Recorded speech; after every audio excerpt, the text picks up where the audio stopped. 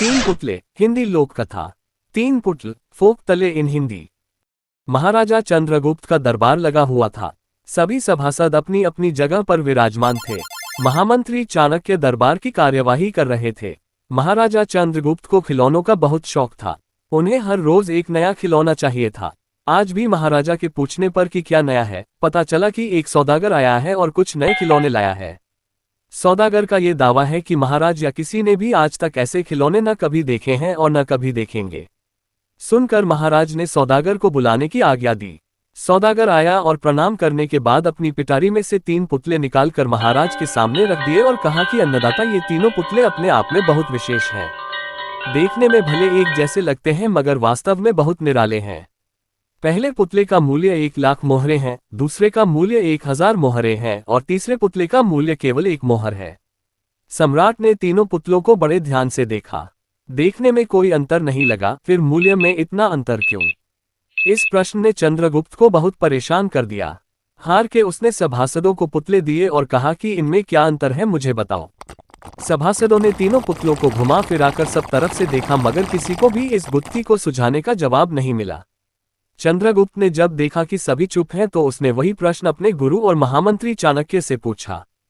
चाणक्य ने पुतलों को बहुत ध्यान से देखा और दरबान को 3 तिनके लाने की आज्ञा दी। तिनके आने पर चाणक्य ने पहले पुतले के कान में तिनका डाला। सब ने देखा कि तिनका सीधा पेट में चला गया। थोड़ी देर बाद पुतले के होंठ हिले और फिर बंद हो गए।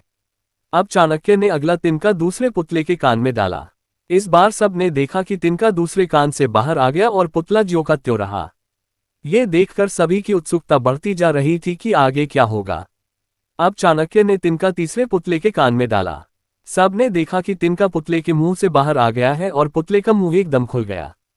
पुतला बराबर हिल रहा है जैसे कुछ कहना चाहता हो।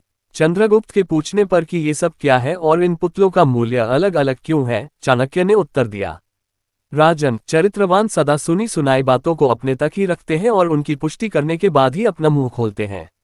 यही उनकी महानता है। पहले पुतले से हमें यही ज्ञान मिलता है और यही कारण है कि इस पुतले का मूल्य 1,00,000 मोहरे है।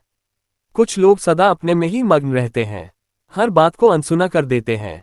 उन्हें अपनी वाह वाह की कोई इच्छा नहीं होती। ऐसे लोग कभी किसी को हानि नहीं पहुंचाते। दूसरे पुतले से हमें यही ज्ञान मिलता है और यही कारण है कि इस पुतले का मूल्य 1,000 मोहरे है। कुछ लोग कान के कच्चे और पेट के हल्के होते हैं। कोई भी बात सुनी नहीं कि सारी दुनिया में शोर मचा दिया। इन्हें झूठ सच का कोई ज्ञान नहीं, बस मुंह खोलने से मतलब है। यही कारण है कि इस पुतले का मूल्य केवल 1 मोहर है। रुचि मिश्रा, मिनकी।